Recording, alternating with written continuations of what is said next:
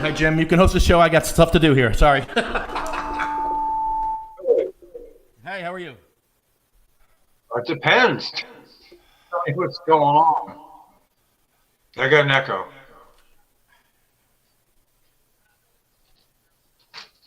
If you're going to look, I'll unplug it. Yeah, go ahead. You can go. Go ahead. You can talk. I'm good. Go for it. Go ahead, Jim. What if I talk about? Go ahead. Can you talk about Homegrow and why we don't have a hearing for it?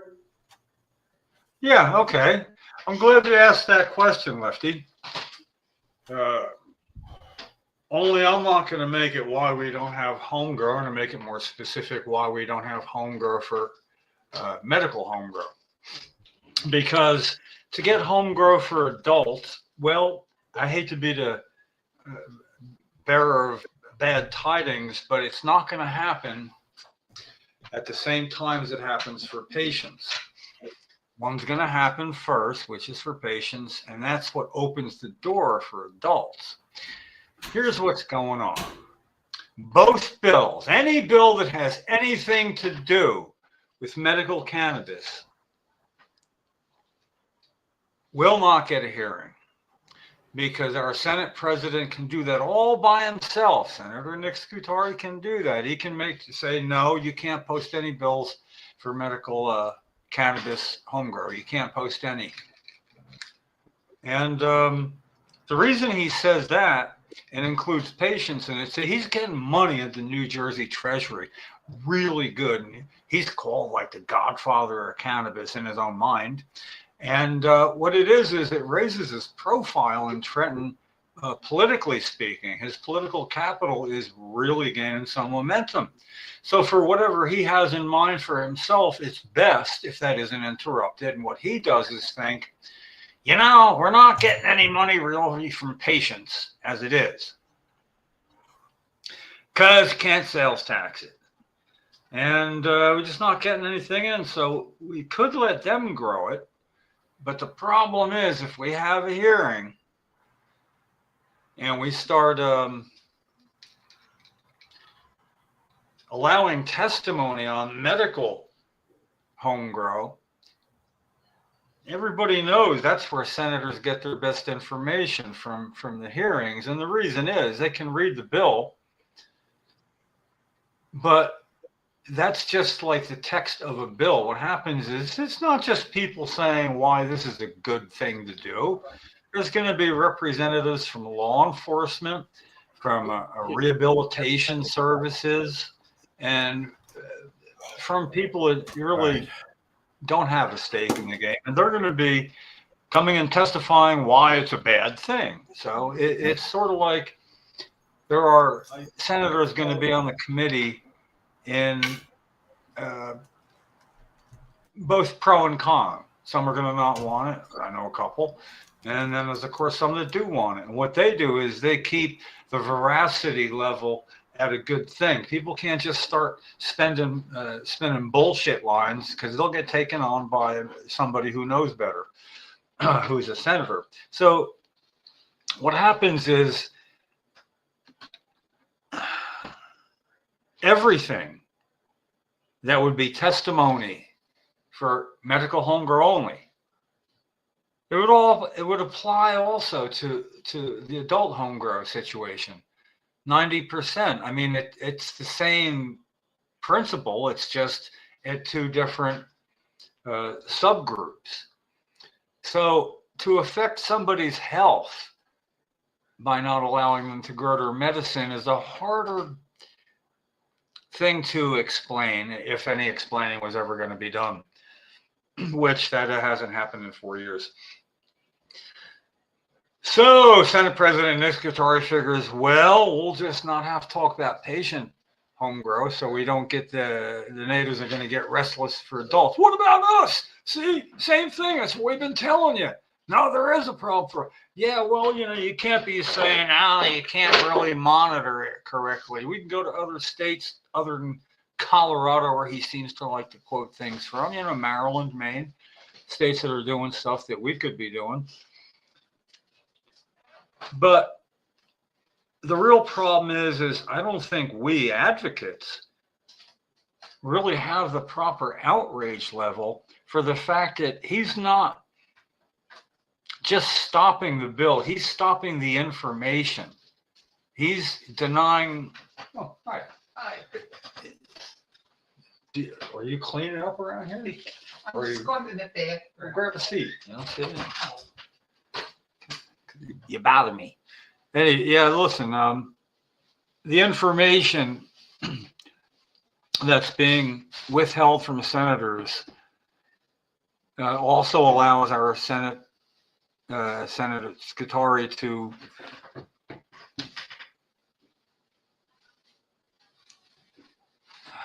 how can I put it?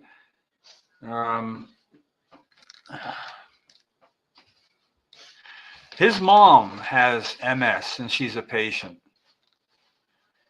And I don't know if he can even imagine what it would be like to not be able to help her get what she needs. He seems immune to it. It's like a game of keep away. But it's, hold on a second. I'll be right back. I'm going to go off for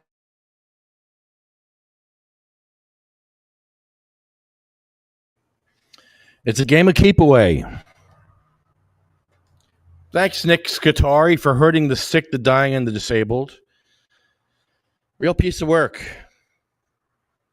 Denying information, legislative censorship on a healthcare issue where people are suffering and dying, and this guy gets away with it every friggin' day. And you all allow it. All you people listening to this right now, you all allow it. You all allow it. Shame on y'all. Shame on all of you. I haven't seen you in Trenton lately. I haven't seen you at the hearings. I haven't seen you doing shit. Where are you? What are you doing about it? What are you doing? We need fighters out there. What are you doing? Are you a giver or a taker? Jim's giving it all. How much do you expect Jim to No, give? I'm only at Jim? 50%, man. Well, how much can you give? You're 90 years old. What are you supposed to do? No, I'm never going to be that old. That's an ugly thought. Why would you wish that on me one day? I'm kidding. I'm sorry. Yeah, I'm sorry. really. I hope you go long for that. I hope you live to be 95. That's all. Yeah, you know, the home grow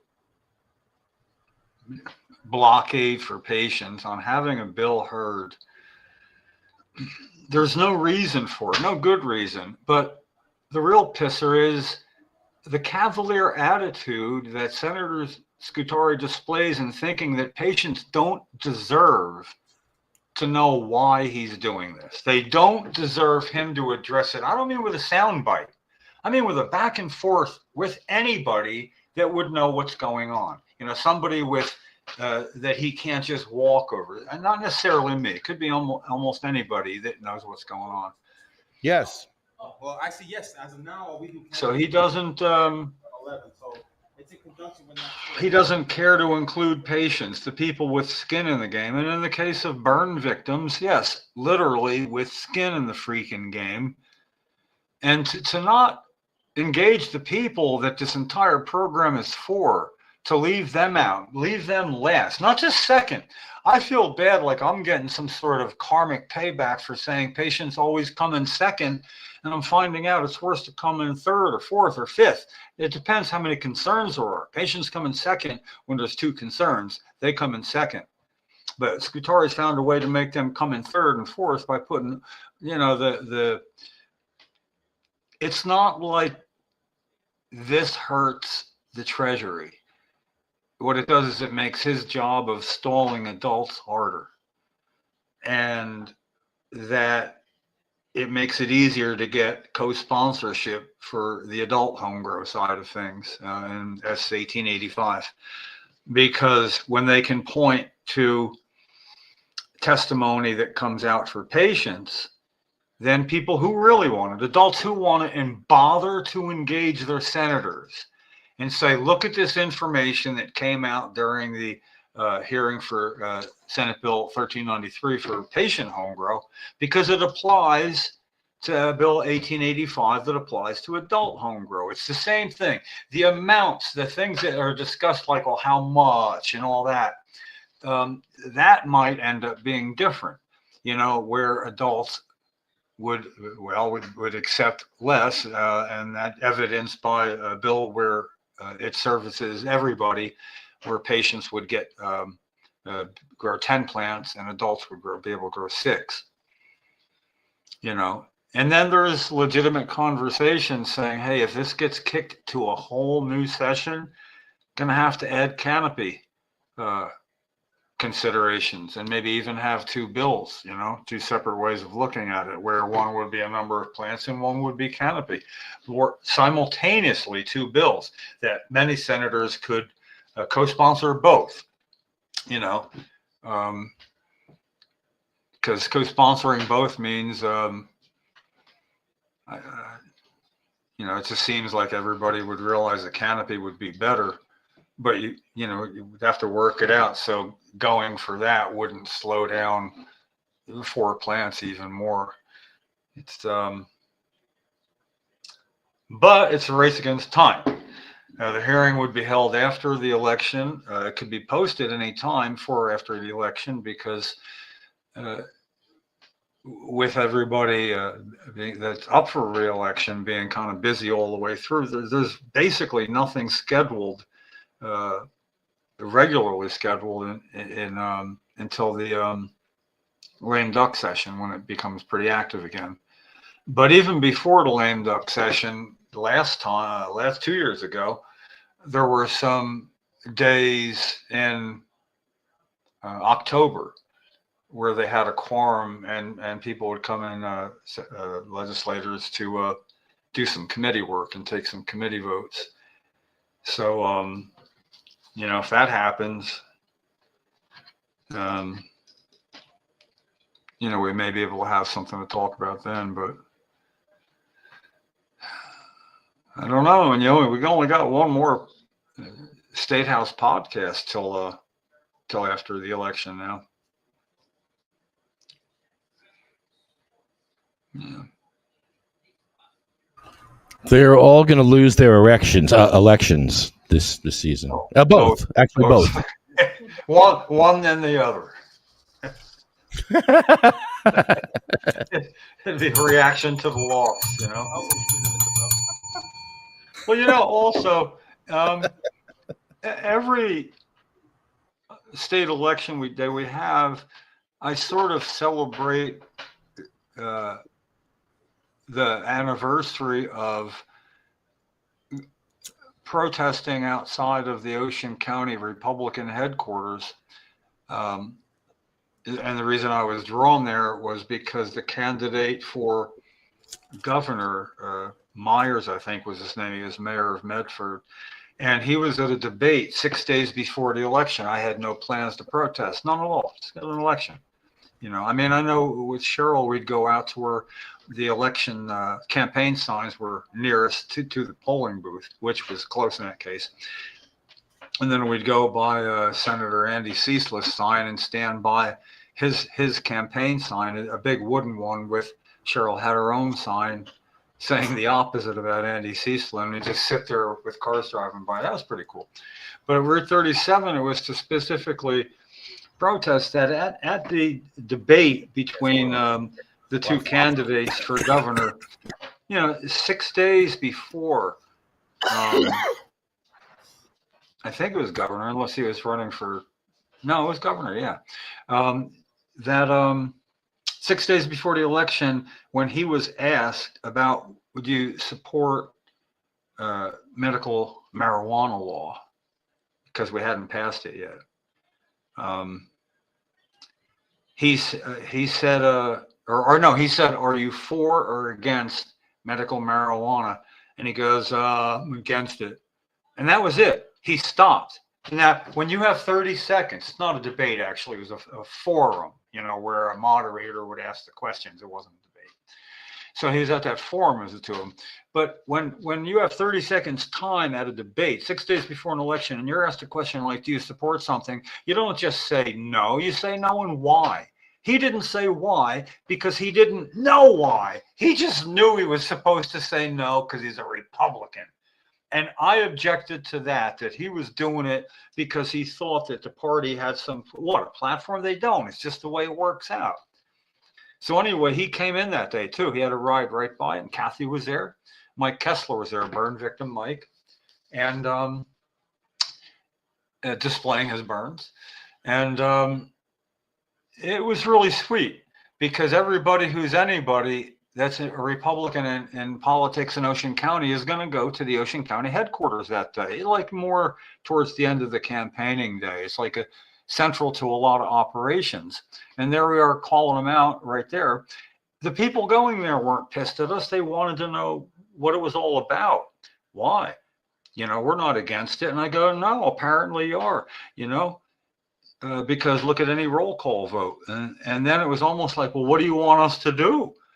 And I did have a reply for that. When you get new blood, somebody new coming into the politics, you tell them that we don't have a plank on this. This comes to medicine, medical cannabis, you vote your conscience. You know, you don't vote what you think, because that's what the candidate did. And it was really eye-opening because towards the end, and it was getting cold, and a guy that walked in, he was, I want to say, he's probably my age. Now he was then. And you could see the people he walked in, they're all very well dressed and they all deferred to him. And he bothered to walk out to where we were saying, I'm going out for coffee in a little bit. Can I get you some? You know, offered to get us coffee, which would then keep us there out in front of his place longer, you know. Yeah, and they did call the manager called the police, and it was Dover Township Police then, not Toms River, and they came out and explained, yes, they do have a right to stand where they're standing. No, it's not your property. Your property, you have to maintain it, but your property rights end on this side of the sidewalk. Oh, it was so much fun. And it was just standing around. So why don't people do that anymore? There's campaign offices, the party offices everywhere. You know, when it's a party issue, like if Republicans are against something, or if Democrats were against something Republicans were for, it would work the other way. So, yeah, we're talking about saying people got to fight. They got to show up when they can physically. But in a wonderful world of all the computer technology we have now, you don't have to actually show up physically to show up. You want to go to a CRC meeting? Show up. You can go. You don't have to leave the comfort of your own home. I don't think we embrace that enough. It's easy for me to say, though, you know. I mean, I just got to be a one-issue person. It's about getting S1393 posted for hearing, or getting an explanation from Senator Scutari as to why not. Now, as I've been okay to talk about, you know, have had contact with Venugopal's office, and through Mike, the guy that Venugopal has to communicate with me about what he wanted to have, some sort of rally / press conference. And they took, as far as I know, they're taking my idea seriously, doing it indoors, because they can reserve a room and we can do it indoors, which is better for patients, especially if you're going to have one outdoors. You don't know what kind of weather you're going to get. You'd have to have handicap accessible portable toilets and porta potties, or whatever they're supposed to be called. So, you know, it'd be really easily doable with them signing out a room for the day and you know, get it done. And that I certainly, they seemed pretty good about, including Chris Goldstein and Andrea Rabel, because they were both known quantities. And so I had a good talk with Mike. He said, well, we got to get in touch with Senator Singleton's office, because, see, Senator Singleton is the main one working on the medical side of this, and Vin is a primary sponsor, a co-primary sponsor, and Vin takes care of the adult side, but it's Vin Gopal taking care of this medical side here for whatever reason. So it'll be about a week. Okay. You know, a week and a half later, he hadn't got back to me. Another week after that now, he hasn't got back to me. What am I supposed to think? What am I supposed to do? You know, I mean, it's hard to, it's not at the top of their list. They got a lot of things going on. I get that. I really do. But then I sent Mike a little nudge letter. Patience always 2 days ago. come in second. What's that? Anyway, I sent him a letter, Mike. Patience always come in second. Patience always what? It's breaking up a little. Coming through and like. Oh yeah. There's a delay. Patience always come in second. And let me just do one thing. No, they come in third and fourth, dude. Lights up. Lights up. They come in. What do you mean they only come in second? They don't always. They come in third if there's 3 concerns. They come in fourth if there's 4 concerns. If there was 10 concerns and 1 involved patients, they would come in 10th. They come in last. It's almost always just 2, so we refer to it as they come in second. You know, and so anyway, let me finish what I was saying. Is Andrea is going to get in touch with Senator Gopal about something else. I assume it's her safety and cannabis, you know, like monitor bill that she's actually working on. And she's going to be talking with him anyway. So I thought, well, that's incredible timing, because I just sent this nudge letter to Mike, and I mentioned Andrea, and I mentioned that her group is ready to have a sizable rally apparently afterwards if we pull this off. So that was like what I wanted to add on to Mike's plate to try to get a reply, and 2 days later, no reply. I hope maybe she's already talked to the office by now because I sent her a copy of what Mike got, so she could then work off that. So, that may stir things up. At least she'll be able to find out what I can't, because she's in Vin's good graces working on the safety. Imagine that, like if a dispensary put out some contaminated product, that there would be codified sanctions to offer them, So I think that's really good. And she's also right about that is good to try to get home grow for patients, because until that bill would get passed and worked out, patients don't have that protection.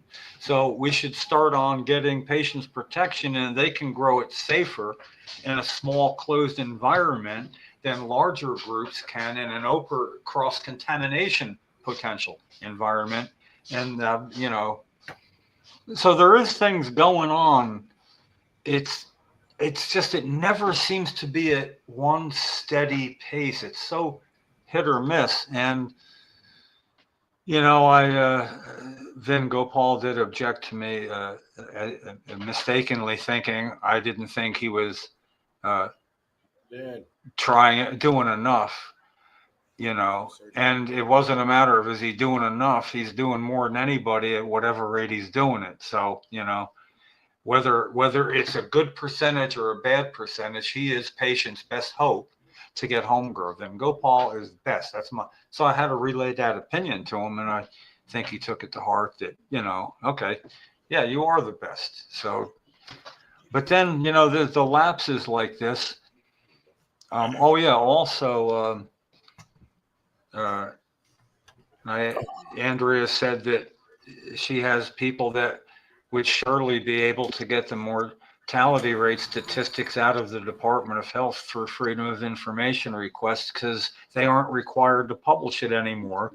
Neither is the CRC. So neither has published or plans to publish, but it's sort of like, we don't know and they don't put it up. Doesn't mean they don't know. They do know. They just haven't called that information out because they don't need to put it out. But if, so that's been hanging like this for a while, and somebody does need to start pushing their buttons, and I can't do it. We can't do it. So it's nice to have somebody else that likes that kind of puzzle and do it all the time. It's a good collaboration, I gotta say.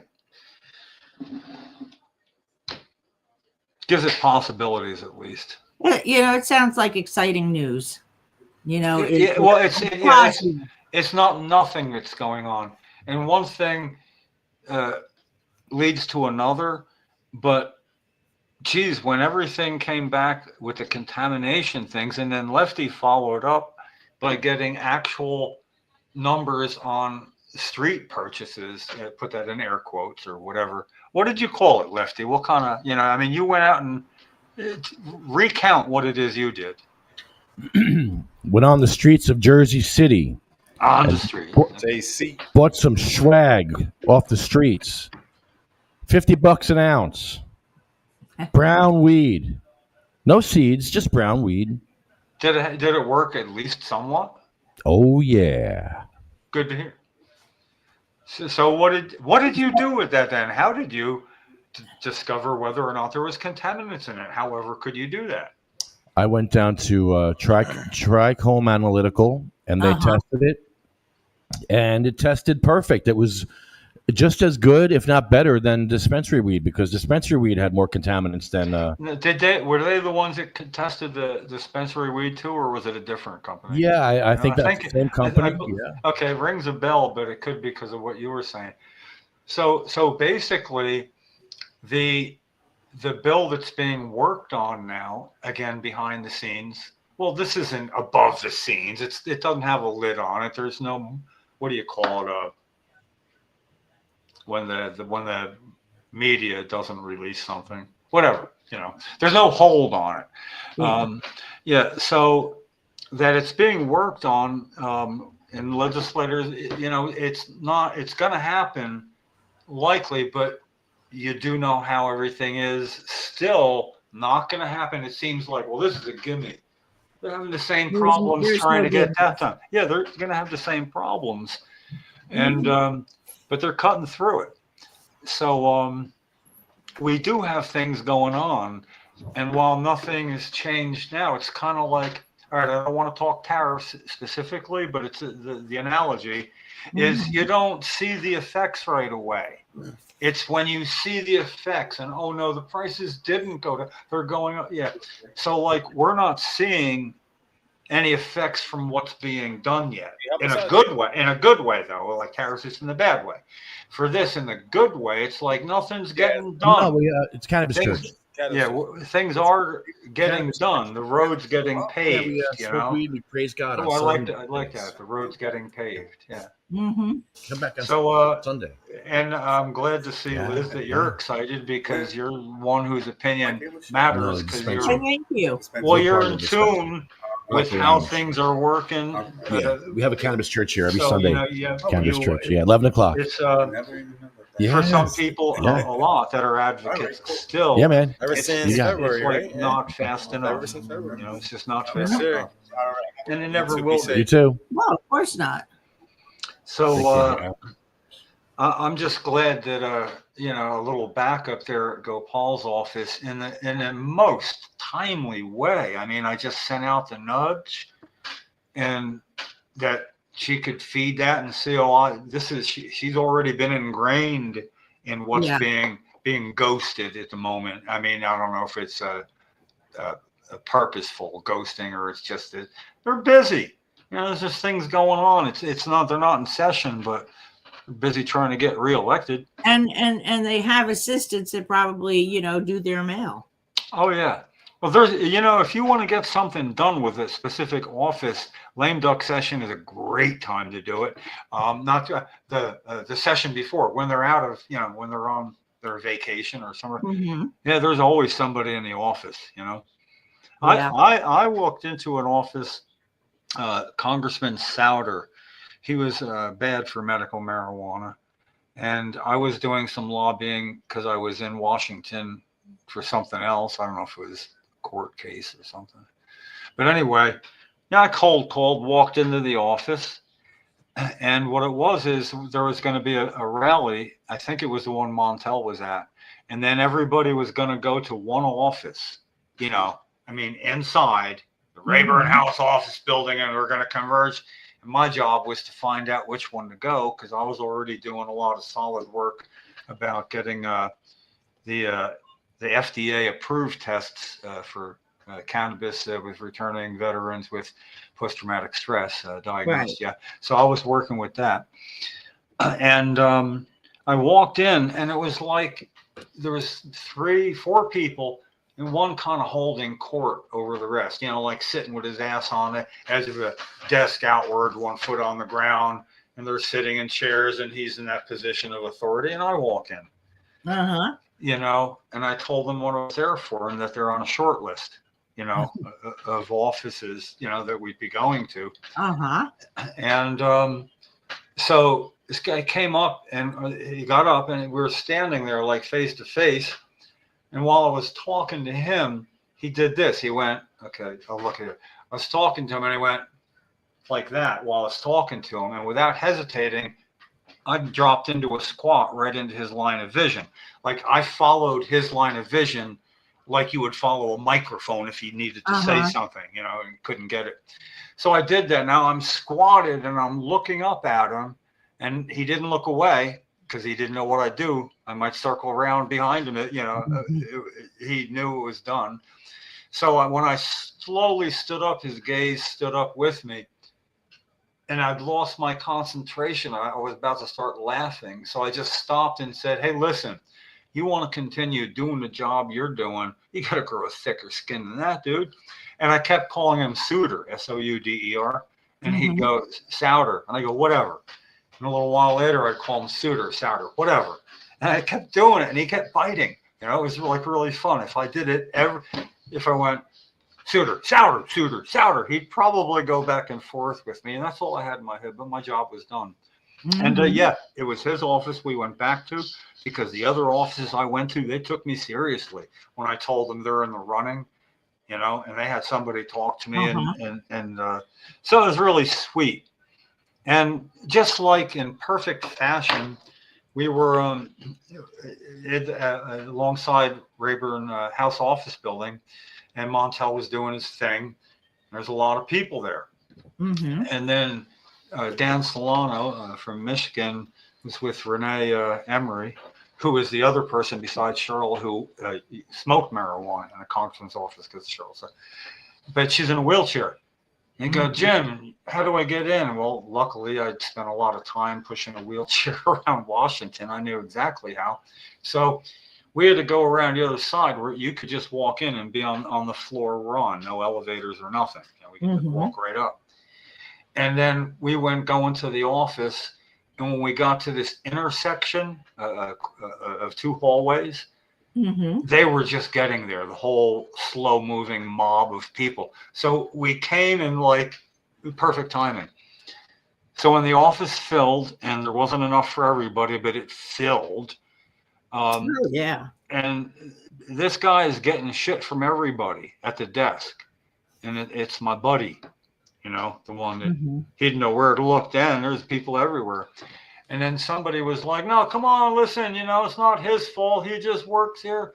And I said, no, it is his fault because he just works here. He's the one we have to do this to. So he says to his boss, they were giving me all sorts of shit. So we got to give him shit so he can report to his boss he was getting shit. And that's the way it went. God, it was fun. I forget why I didn't bother telling you about that, but it's sometimes just it's a funny story. It's a great story. Yeah, it's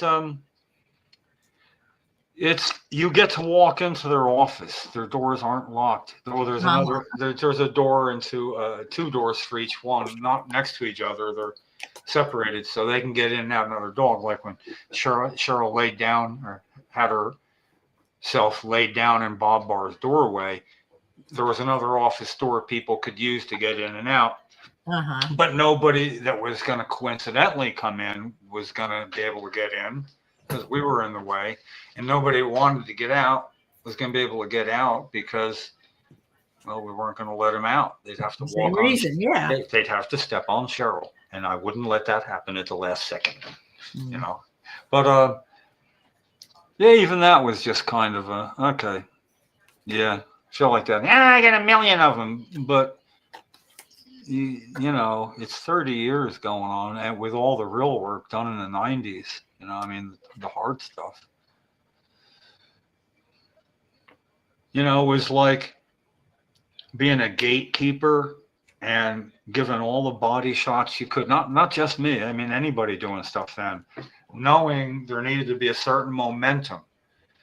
And you could see it happening in the surveys each year. The national surveys, the should marijuana be legal, kept going up, you know, to where it got to 50%, you know, where people are saying, well, yeah, you know, so there we are. And now we're there. And, you know, I'm telling you, with you, not to representing, being there for the senior community, which of course is the fastest growing group that uses cannabis medically or otherwise, you know. And I don't think we've seen anything yet. I think it's going to be even, you know, it's following the way it was for everybody that's not a senior. It's sort of like they'll never understand. Yeah, their interest is kind of there, but when they're being told stories by other seniors rather than people coming in to educate them, that's when they start asking people like you, how would I do this? Is there any way I can, you know, what should I do? And do you want to know something? When I was at NECAN, everyone that I spoke to, 100% of them, whether they were a brand, whether they were a retailer, every one of them said that over 50% of their customer base is over 50 years old. Why are we not even like, everybody's ignoring it? I don't know. And another thing, it's for those who have a little extra time, even it's almost like why is it that the number has apparently remained at 14% for at least a decade now of the percent of medical schools that teach anything about the endocannabinoid system? 14%. So Yeah. that means a doctor has a 1 in 14% chance, depending where he went to school, of knowing anything about it, anything at all. So I mean, I don't even know who you bitch at, but it's almost like they're students for sensible drug policy. Well, if they're students and they're in university somewhere, they're the ones that should be like, why is it we don't have a course on the endocannabinoid system? Even, where you get the credit units you need to, be a clinician of any sort. As an undergrad, you don't have to wait till you get to medical school to be able to take that with you.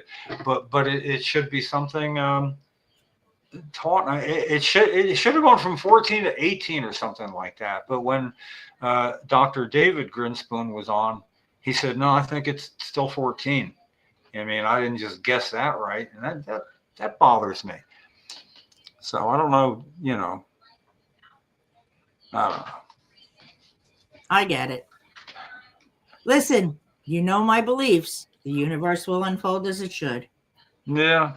And I'm a living proof. Well, I do understand that sometimes we're not smart enough to know what we should want. I mean, we want what we want, but that's usually a reflex, of a combination of thousands of things, whether you want or don't want something. So, yeah, it's just, especially on the level of available Rick Simpson oil or anything that works in that way, for somebody that has cannabis, especially when they want to do that,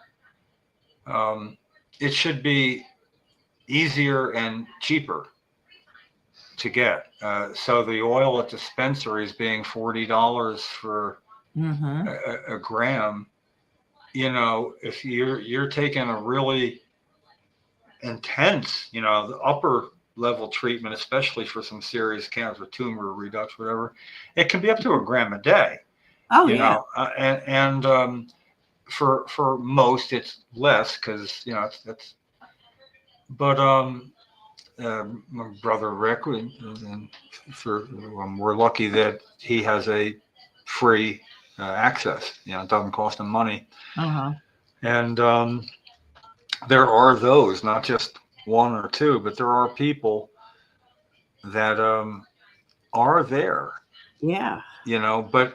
But it shouldn't be, do you know somebody that knows somebody that knows somebody? How many degrees of separation between that and the person that needs it? Yeah. Should be like one, And exactly. I don't know.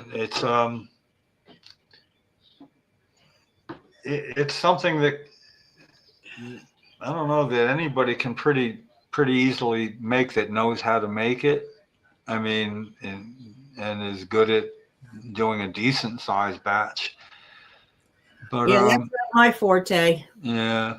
Well, even if I'm gonna smoke them while you got them. If people that know they're being prayed for in a hospital, that know, have a better outcome. Now, I'm not of that faith. It's a mystery to me, and I'm still not really trying to figure it out. Just know that the fact that they feel that your mental status and how you feel about what's going on with your health affects your health. So if they have that power of faith, whether or not it's a direct cause and effect isn't the deal. It's what's the result. Mm-hmm. So if it's about double, if it's like 11% of people with this recover, Yeah. 22% who know, and however they would study that. And it makes sense to me. So it's the same thing with the Rick Simpson oil. It does have an effect, but beyond the effect that it will have all by itself, when you believe, that this is your chance and you live it out like that. That's exactly what happens. Yeah. You actually do it. So, Yeah. yeah, it's nice to, at least on a small scale, to know two people. And also, there's those that'll, could probably get it down to about $10 a gram where they would sell it for more otherwise, but just not the, the gray market.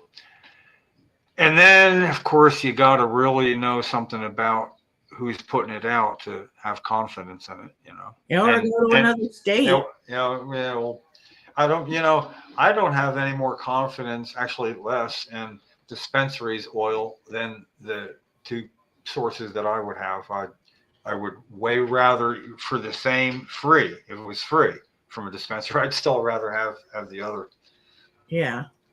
Especially since the contamination reports. And does that apply to oil? Nobody checked that. Uh-huh. I did something that was fun the other day when I was outside of Shore Grove.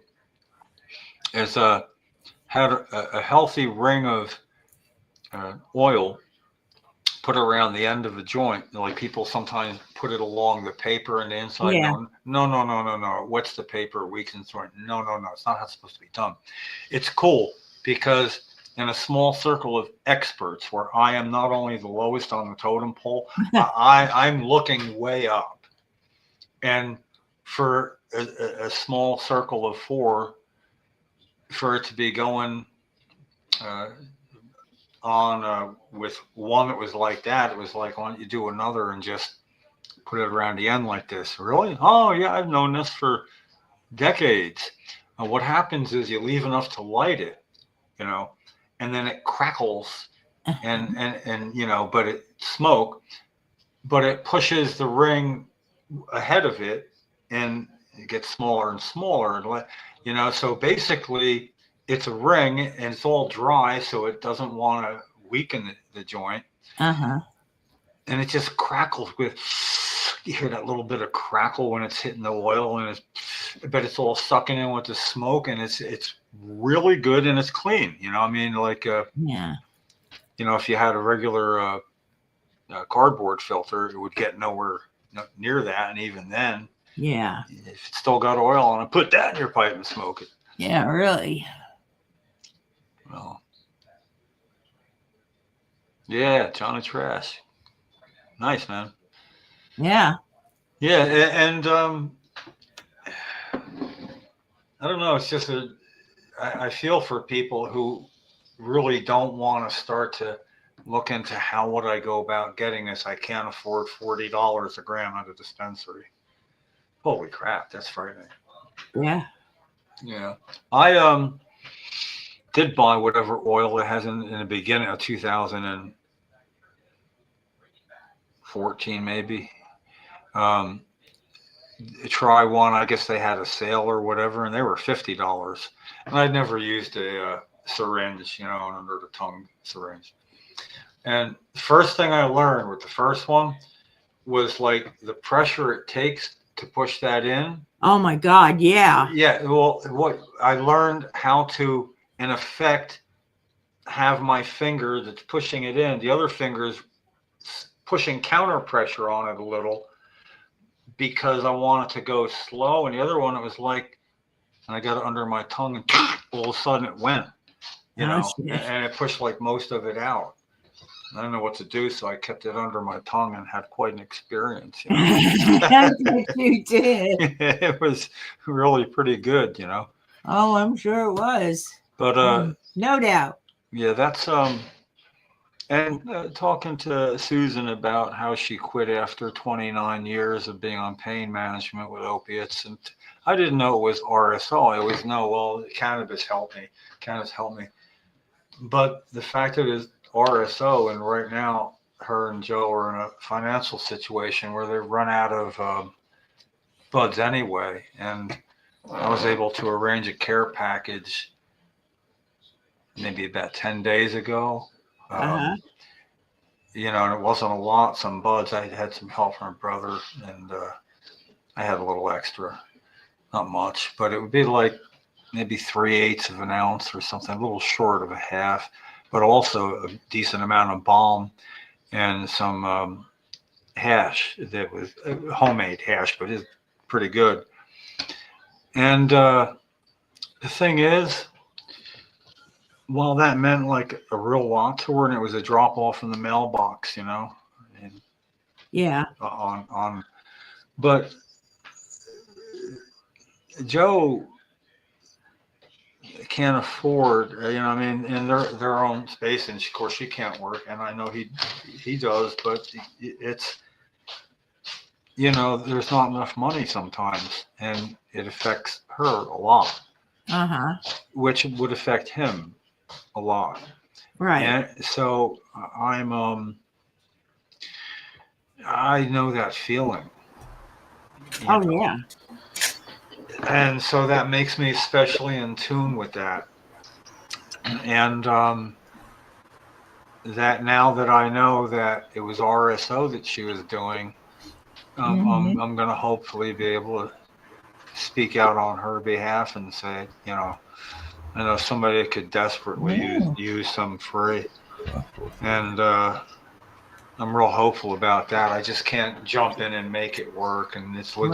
logistical thing with acquisition and, you know, The whole 9 yards. yeah, no, the transmission's a little dodgy. You don't want to put unnecessary miles on it. Then you get to decide what's necessary and not. Ugh. Yeah, prioritize. Yep. Yeah. It's funny, whenever I have a hard time grasping and it's getting to me a cannabis issue, it's cannabis that relieves the pressure. It's really weird. Son of a bitch, this is getting to me. Okay. A little bit and a little balm, and all of a sudden I'm centered again. It's weird, Yep. you know. The issue is also the solution, you know. Mm-hmm. Well, But it shouldn't be an issue. yeah, At the I end don't of the know. day, it shouldn't be an issue. I just hope that when the dominoes go, that they go completely and nationally. You know, can always have a patchwork of states with different laws, but now that there's more than 3/4 with medical cannabis law of some kind, Mm-hmm. that's enough to change the Constitution. That's more than 3/4. If 3/4 of the states wanted to change the Constitution, it can be done. Mm-hmm. You know, I mean, I don't know that it's got to that level where somebody would bother putting that into effect, but There's someone out there. so what's going on, Lefty? You got some things going on there? Yeah. I'm not sure you guys can hear me too well. We have a bad connection here in. Well, we hear you great. Yeah, you're you hear- fine. Yeah, Now we're good? wonderful, Okay. wonderful resonance as well. Okay, good. We seem better now. No, you got that radio voice again. Oh, good. Probably had it for 5 minutes. You just didn't say nothing. You guys were all choppy before. I don't know what happened there. No, we were being choppy on purpose. Ha ha! I messed you up, huh? Come on, you know the old days going. I'm coming up to a tunnel. I like to. You'd hang up. Uh-huh. We were doing that. Is that what you're hearing? Yeah, we got you. You got me. Yeah. So what's new? Johnny Trash says he soaks the syringe in warm water to soften up the RSO. Yeah, you're right on, Johnny. I didn't know that. You know, and brother Rick just found that out a couple of weeks ago. You know, so like, I guess that's something that even in conversation would be good to mention to somebody. I don't mean just passing and talking about it, but somebody's talking about thinking about it. You know, Mm-hmm. warm water makes total sense. You know. Yeah, I did like the effect, but I mean, I haven't tried any of what I can secure for Rick because it's not for me. So, you know, it doesn't, not even a little. Doesn't feel right. Yeah, RSO is very helpful. The way that Jason makes it is really interesting. He uses CO2. So it's really cold ice that's churning the cannabis and really bubbling it. It's like boiling it. It's amazing. Oh, I'm expecting Johnny Trash can add a little to that, you know, because he probably knows more than all of us combined about it. Oh, I'm sure. Well, the reason I don't know about so many things is I know people that know these things to a degree I will never know. So it's just as easy to ask somebody else and do all the learning so I don't have to ask them. But then it makes me seem woefully inadequate at times. So if I really gave a shit about that, I suppose it'd be different. But I'm the one that outs myself when I do something stupid because I find it funny, which is stupid in and of itself, probably. No, it's not. I mean, really, I've been asked that. Like, why do you do that? You know, we'd be like, hey, didn't you see while we were playing here? You know, like I'm the band practicing, and I got the harmonica neck piece on, and we're doing Tom Petty. and then I went to I'm singing, so I'm above the microphone, and then I went to play a harmonica, but I just blew into the microphone, and there's no notes. Oh shit. And nobody noticed, you know, so I had to tell them, hey, didn't you see? Listen, you can, when you hear it on the replay, you can hear how it came in late. So, you know, why? If we didn't see it, why do you want to make yourself? Because actually, it was the perfect song to do it in because it's the Smoke a Joint song, and it starts out with harmonica, you know. So if I take a big taupe and I start out blowing that through the harmonica, it billows out. It's like a diffuser, and it spreads out of it. And if the sun's just right where we were doing it, it was a really cool visual effect too. Problem is, it produces coughing in my 73-year-old lungs. But then the whole thing goes on, you know, until I'm done coughing, which is kind of the allure of doing that. You know? Actually, we did that the one time we ever played out in public was at the State House, like, I don't know, 4 or 5 years ago. Jeff was there. And, did it that way. And I don't have to pretend to be coughing after that just for effect. It's pretty easy. Yeah, I'm sure. Yeah, I got these tears coming down my face to go with it, you know. Yep. Oh my. Yeah, I feel better. That's good. I'm not on topic particularly, but it's okay. We do have our band name that we never go out and play, but we're the Home Grow Society Band. And then we had that great picture where we just walked over to the instruments in front of the State House sign and sat there like a couple, I forget. I don't remember if Lefty was somebody else was in the picture. But it's one of those cool pictures, you know, like with the sign for the only venue we ever played at. But when I was singing the harder they come, you know, harder they fall, it's like just be singing it and facing where the part of the annex where the committee rooms are. It was really fun. I never thought about getting to sing that song. And like looking right at it, it was very inspirational at the time. Oh, I'm sure. It was. Tell me of a pie up in the sky waiting for me when I die, but between the day you're born and when you die, they never even seem to hear you cry. Sure, the sun will shine. I'm going to get my share of what's mine. Harder they come, the harder they fall, motherfucker. Oh, no, that was my word, yeah.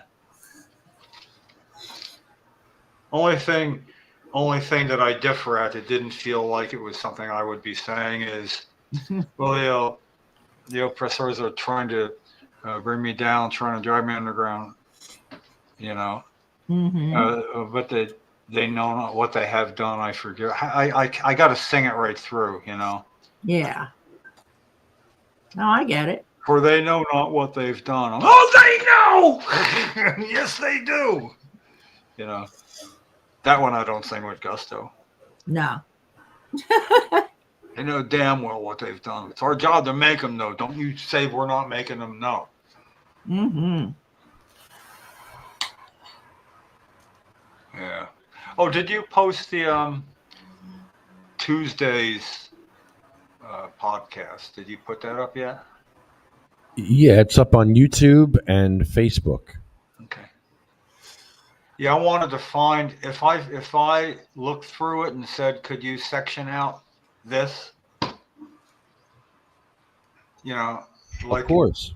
it seems to be the one time, you know, I feel it coming and I got to tone it down, and it's like really me, you know, having something to say.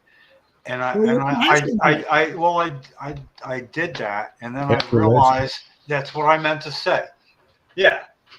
After the list? Was it after the Yeah. list? Because It was we're both pretty fired up after that list. Yeah, no, it was after, before, it was at the end, yeah.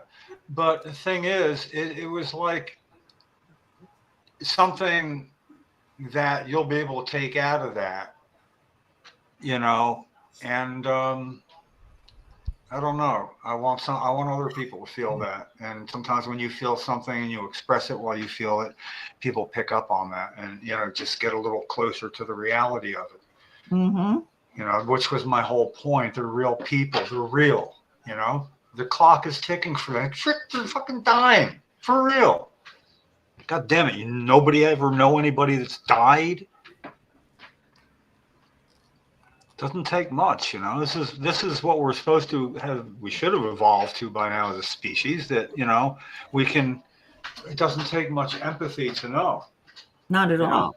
And then what happened? I grew up, oh yeah, the little tiny mouse pulled a fucking burr out of a lion's paw. I forget what it was. A little, you know, pulled something out of a lion's paw, and that lion became its best friend and protector. Mm-hmm. And it's sort of like, well, yeah, that's what we're supposed to be doing, you know, for patients, you know, and that's give them home grow. That's the getting that shit out of the lion's paw, and all of a sudden they feel better. Yeah. They can afford, and that they don't. You can't say, well, you won't be able to really grow the kind of medicine that you're buying. The answer would be, yeah, I know. But the thing is, no matter what I grew, when I was out of the medicine I'm buying, because the money I spent ran me out of money halfway through the month, Mm-hmm. and I got nothing. You see, that which isn't going to be as good, and it isn't the strain I want, and it's whatever I'm growing is better than nothing. You know, it's like, oh no, that's not food you like, but I haven't eaten in a week. No, you don't like that food. I'll eat it. Yeah. You know, it's maybe I've just You eat it. I felt the effects of being inadequate to take care of somebody, Mm-hmm. and not from lack of trying.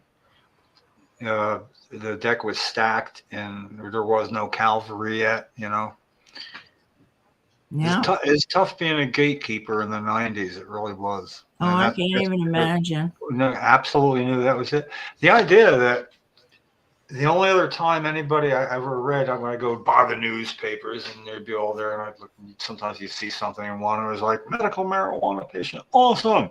It's not Cheryl. Finally, somebody else. Yeah. Well, from behind, 3/4 view, we'll call her Sue. Oh, it's not even somebody that'll identify themselves. That's where the gold is, the real person thing, you know? Mm-hmm. And it's like, come on, somebody. And not so, things were going on nationally that I could associate us with, but not in New Jersey. And I met Gary Sage in 1999, but we didn't meet in New Jersey. We were in Philadelphia at a class action lawsuit of 500 cannabis patients, illegal ones, suing the federal government. Oh. So it was, we met there, and he was out with Gary at Frank Pallone's office because he was used to be my congressman, Cheryl's congressman, but now he was Gary's after redistricting. Yeah. Well, we were protesting at his office like a week later, Hmm. Yeah. Lots of memories you have, my friend. Yeah, they cross with the next part of that memory was like shortly. I mean, like that protest. Yeah, that was. I don't know. Shortly after Cheryl's daughter died in a car accident in Oklahoma, and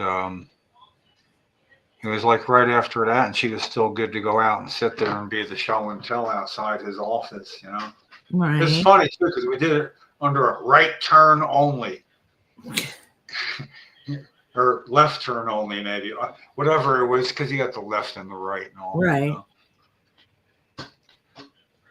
Wonder how many times we actually showed up and how many places.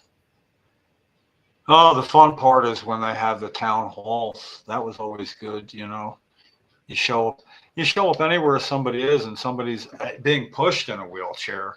Boy, you can talk to anybody you want. Uh-huh. Oh, yeah. They don't know. You don't have that sign up. So what you're there for? It's like, oh, would you like to talk with Governor McGreevy? Yeah, well, yes, we would. Would you like to talk to John Corazine? Same phone. Yes, we would. And it's not hard because you never tell them right away. But I remember the first time I saw Chris Christie, it was at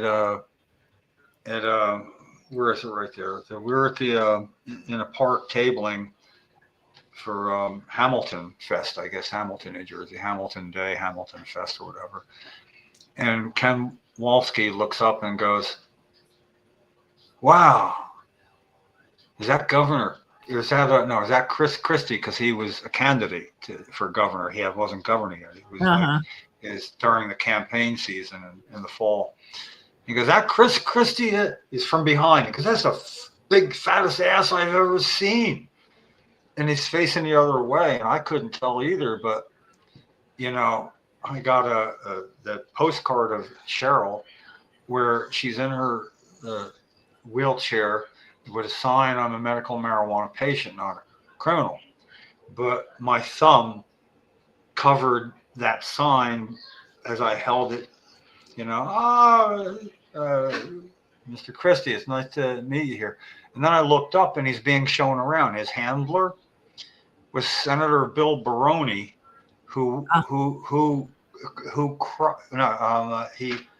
he cried in committee when he had a break with Republican ranks, the other couple, and vote yes to pass this medical marijuana bill out of the Senate.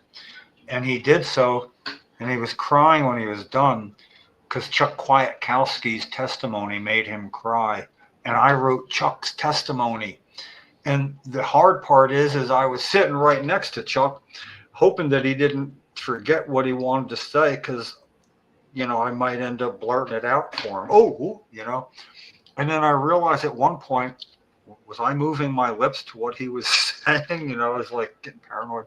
But anyway, when Bill Baroni said he put his head down, he was crying, And anyway, now he's showing Chris Christie around. It's this Hamilton Fest thing. So what happened was I started talking to Christie, and I looked up, and I said, I forget if I called him a senator or by his first name or something. And he goes, "Hey, Jim," he knew me, which is set up Christie pretty good. And I had my thumb, I forget what I was talking and what I was saying to him. And then when I revealed it, when I lifted my thumb away, and it really kind of took him by surprise. But what was fun is when I was done, I went back, we got Kathy in the camera, and I came back and we got those fun pictures. So Bill Baroni, the one that sided with us, a Republican, was also the one that went to prison for the Bridgegate thing. It got pinned on him, which is kind of weird, you know. Mm-hmm. I got to get in touch with him again. It's people like him that would be nice just to include in today's conversation. Yeah. You know, and Jim McGreevy, because he owes me an appointment to talk with him, because I had an appointment to talk with him. And 6 days before that appointment, I'm watching TV with Cheryl, and there he is, full face on the news. I'm here to tell you today that I am a gay American. Huh? Not now. Next week. Be a gay American one more week without you doing this. And boom, everything blew up. His schedule blew up. Never got the meeting. So the way it turned out for him now, I got to make a note. I got to try to get back in touch with him, and he'll remember that. Well, I mean, he will the way I remind him. Yeah. And thinking I'd seriously like his opinion about what's going on right now with this bill being held up, and weigh in on it, and that I'd like to make his sentiments known, you know, to include that. I don't know why. Bring him on the show. What's that? Oh, good idea. Wow, it's weird. Okay, it's a good idea, but it's sort of like, it's not like, wow, Liz, that was really smart. It was like, wow, I'm being so stupid about things right now that, you know, I guess it was pretty easy to see. Like, come on, Janice, you didn't see that? Yeah, of course. I don't know. I just thought of it. I get how I think of things. There were no podcasts when I was dealing with him, and there was no such thing. So, like, it's the nature of the game here. It's like, I know I don't even want to smoke sometimes, but I know it looks good for the podcast, so I do. You know, and sometimes I forget. Well, if you have to, you know, I can help out. Oh my. You know, anyway, yeah, there's a whole list of people I should be asking on the podcast. What do you think, Lefty? Is Keith Stroup too polarizing of a person to have on there? Because everything went wrong when Keith outed the drug czar that we had at the time. You know, because it was at a normal party and it had a cocaine, and he didn't deny it. He didn't say he did, but he didn't deny it. You know, and I'm like, okay, well, you all were doing nothing. He took his law degree and went to Washington to make no money to do this. Yeah. You know, but anyway, why don't I do that? Oh man. As it is, I'm gathering the people I have contact with to see if sometime, Lefty, if you'd want to help out, and yet it would be a fun podcast to get people on that were there when we first got arrested in 1998, the people that planned the caper, you know, went in and Charlie ate marijuana and they had to arrest her and all that. If I'm not going to write up a whole thing, I need to get certain accounts straight. And the way to do it is for a bunch of us to sit around, and if we can, if it's good with them, smoke pot and have a Zoom meeting where we talk about that. Oh, what did you think of that? Oh, remember when you all, you know, because in recounting it is a book about Keith Stroup that I read. Carpenter was the name of the author. It was called High in America, written in the early 80s. And it was after the whole thing where it all blew up in his face and all that. But what I loved about the account was it was quotes from 6, 7, 8 central people there. So it was like more than one person telling the story. Somebody would say something, somebody else would say something about it, and it's quotes. Now that was without probably video and maybe done with recordings, who knows what. But to be able to have quotes from a podcast into an account of a story would couple with that story. It's like, because some of it's like, no, it didn't really happen that way, did it? Oh, yeah, it did. So with people telling it would help me to be, or somebody else even, to be able to put this into account. But it's also kind of relevant to what we're doing, you know? Yeah, you know, this video. Hey, yeah, could you replay this one? This is funny. It's funny because when I show this to people, and it's like, oh, here, look, we're talking. It's easy on my phone. It comes right up. And they're looking and they see Cheryl, and then there's my face there, real big. And they do this. I say, here, hold my phone, look at it. And I can hear it, so I know when it's coming up, and they're looking at it going. I go, yeah, that's me. Don't start doing triple takes when they see 1998 Jim compared with 2025 Jim. It's like, fuck, look how young you look compared to now. It's like the unspoken, you know. It's funny because they're, oh, yeah, too late, you got caught. But it's just how easy it was, and showing up, and we gave them no choice. So, can you play that tape? I've always wanted to say that. Let's run that tape. 51-year-old Cheryl Miller says she has had multiple sclerosis for 27 years. To relieve one of MS's debilitating symptoms called spasticity, her husband feeds her marijuana. Medical marijuana has saved her life. She would not be alive today, judging by all her friends with MS that have gone by the wayside since she has been using it. And she's never recreationally used marijuana in her life. She does not smoke marijuana. She does eat it and drink it, as the World Book Encyclopedia says can be done. Guided by lobbyists for a legalization group called the Marijuana Policy Project, the couple took reporters into a House office building today, past security checkpoints, into the offices of California Congressman James Rosen, who opposes most uses of medicinal marijuana. Then they chowed down. That's marijuana. That's Cheryl's medicine. Do it up. Let some security through. Let some security through. Cheryl is in possession of marijuana right now. Cheryl's got some marijuana right down there. We call it medicine. You can call it whatever you want. And there is no law in the world that's going to stop me from doing what I can for her. She's not going to live much longer. Does everybody get it? Capitol Police arrived moments later. This is an arrestable offense. Demonstrating in the buildings.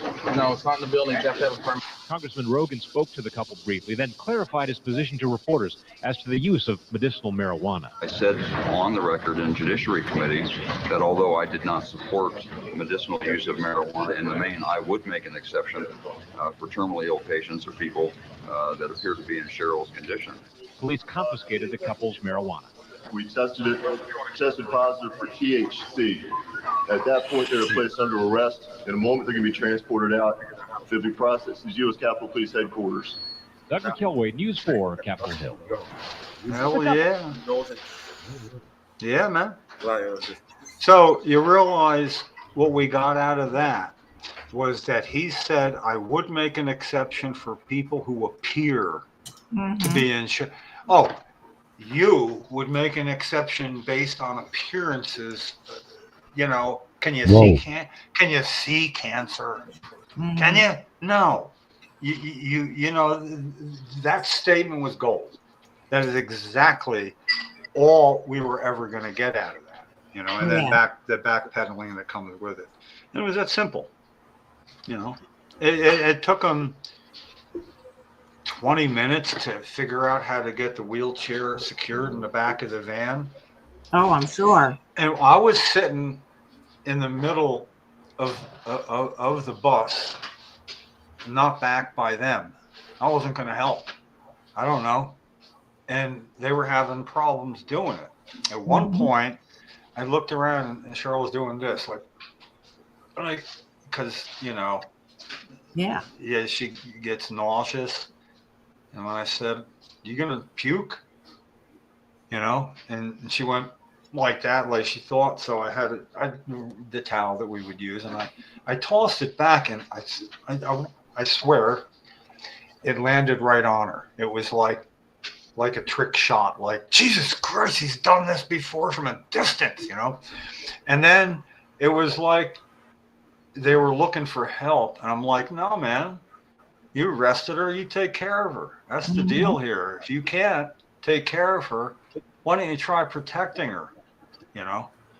Um, Yeah. they didn't know what to do, and I'll never forget their names. No, not because I got a good memory. Officer Washington and Officer Miller, Capitol Police. Hmm. No way, right? Come on. But much to my glee when we got there, well, we had to go. We couldn't go in the front. We were walking up towards the back, and the ramp wasn't like right there. We had to go. It wasn't even a ramp. It was a elevator and go to the front door. But Lieutenant Freya, in charge of the place, a woman lieutenant, was on a little exit out the back that was a stairway. So obviously we weren't going up that way. But she was just watching the incoming. And all she knew is somebody in a wheelchair was arrested. So she shouts out to the officers, "Who is he?" He goes, "He's Cheryl's husband." "What's he doing?" "He's helping us with Cheryl." Insubordination from like 50 feet away. She wheeled and stormed back in, but they were flustered. I get it. So she disappeared. No, I'd already had my belt taken, my change, my shoelaces, and she was on the other side of a cage thing there with other officers, and because I guess it was going to be her next. Lieutenant Freya walks back. Oh yeah, I look, see no soda in her sippy cup. I say, "You got no soda?" "No." He says, "You thirsty?" She, "Uh-huh." "Well, there's a soda machine, but it took change." They didn't have change, and I had plenty of change, but y'all took mine. And they didn't have change, and they were looking. Lieutenant Freya comes in and sees they're not even doing anything with us. They're searching their pockets while we're just standing there, and it was comical. "What are you doing?" "Cheryl's thirsty. We're looking for change." More insubordination. Here's the moment it happened. Obviously, she kind of looks over at Cheryl because it's what you would do. But Cheryl's looking at her the whole time. And when she looked over at her, Cheryl went, "I'm sorry. I'm sorry." Like she didn't want to be causing a problem for her, But it was so genuine, and so you almost could see her posture melted, like she was beat from the beginning, Anyways, that's how it worked back then. And there's a lot of other patients that are probably in that condition that if somebody could exhibit them somewhere, they would do it, Mm-hmm. Brian Cummings is getting to be that person,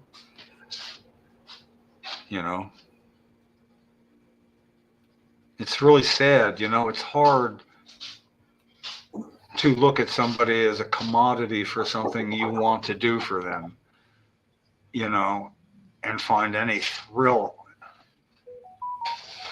in them being a good example. Uh-huh. Talk about a double-edged sword. Yeah. Well, anyway, a bright side in, of course, Cheryl's case was that she was well aware that as her physical power faded, her advocacy power increased. Yeah. So just showing up was it, Yeah, absolutely. Yeah. I will be right back. Hang tight. Yeah. I will be back in 2 minutes. Oh. I don't know where you all think. I want to thank Mad Hatter having us here where the blunts are fatter, here at the Mad Hatter. 845 Route 1, Avenel. We have Cannabis Church here on Sunday, so come out to Cannabis Church. We'll have dabs, maybe some coffee. We're working on the coffee machine right now. So come on out to the Mad Hatter, 11:11 a.m. Sunday for cannabis-friendly worship. We'll be streaming live a very cool worship service. I found out in my looking for... Thank you, CMMJ. Thank you, UFCW.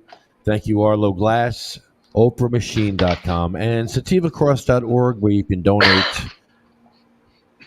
stocks, bonds, cars, jewelry.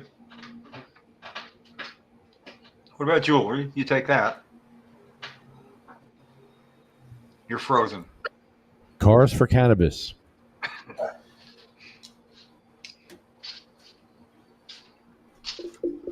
Can you hear me? You're breaking up to me a little bit. Can you hear me? Yeah, I hear you fine.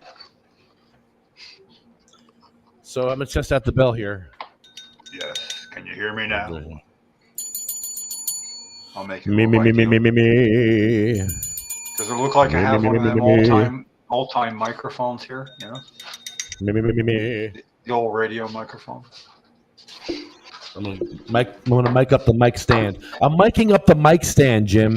I bet you've never heard that in your life, but I'm about to do the list, and I'm gonna mic up the mic stand so that our list is gonna make us very upset doing this. This is very because I have to bang it, man. I gotta hit it hard. Yeah, but you could get it down here where it's more like how you hit a drum. We could hook you up. I have to hang it. I gotta hang it somehow. Yeah. I'm not ready to hang it yet. Yeah. So here's the bell. Well, yeah, you could hang it from the microphone stand itself. Only put the microphone stand lower, just like you got it there, only more down below the desk even barely. Let me show you. Yeah, we could work that out. Ooh, focus on it. Nice. I have returned. You're here for the best part of the show, Liz. Yes, I know I am. The list with a bell. That's crazy. Yeah. Our podcast. No, it's not over yet. The end is just beginning, Wayne. You'll have your moment. Yeah, hang out, Wayne. Yeah, it's. How does that bell? I mean, I know how it triggers it because I watched the first couple after the World Trade Center, and the names, were read, and it made it real. So it does without the bell, but it is so totally different with each one separated. It's like a bunch of numbers, and then you add the commas, and the bell is the comma. Otherwise, it's just names. And I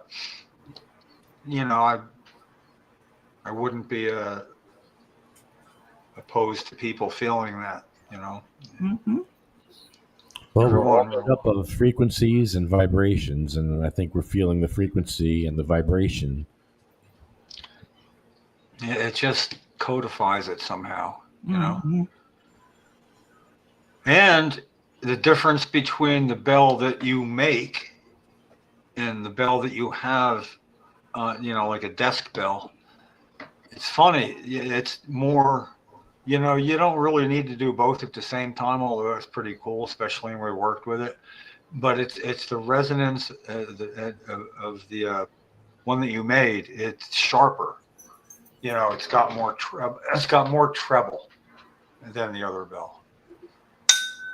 Yeah, it's crisp.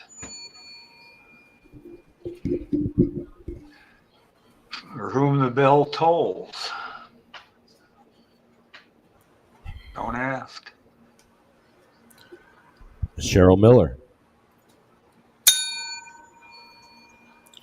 Sabina Rose. Diane. Gracie. Cindy May. Marie. Jack. Joan. Randy. Polly. Bill. Chad. Jeremy. Colette. Matt. Troy. Russ. Roger.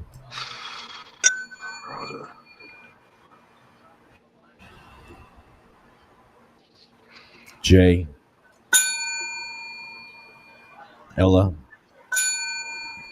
Hattie. Jackie. Anthony, Jake, Armando, Felicia, Lynn, Dan, Sean, Joyce, Lori, Frank, Brian, Flo, Carl, Thorne, Frank, Lorraine, Terry, Charlotte, Cher, Jaybird, Michael, Marley, Colette, Brendan, Red, Rico, Lulu, Becky, LaWanda, Chip, Paul, Luther, Marcus, Gary, Julia, Wayne, Waxy, Joe Marie, Jeff. This concludes our podcast. So many. Mm-hmm. You know, it seems that Gary, who I was talking about, the first person I met that actually came out with us doing anything in New Jersey, that it seems still recent to me, although it was months ago. But there's like 8 or 9 more people after him now, maybe 10. Yeah, I don't know. They deserve to be felt by others. Of course. Well, you know, the people at the wrong end of this would be wise to at least start discussing it, because spending your capital on getting dragged to an open discussion is not where you really want to waste your time. Because you spend half your time saying, why did it take 4 years to have this discussion? You know? Yeah. Why'd you run upstairs when Lefty was in a scooter? Mm-hmm. Scooter. All right. Well, thanks everybody. Thank you, Liz.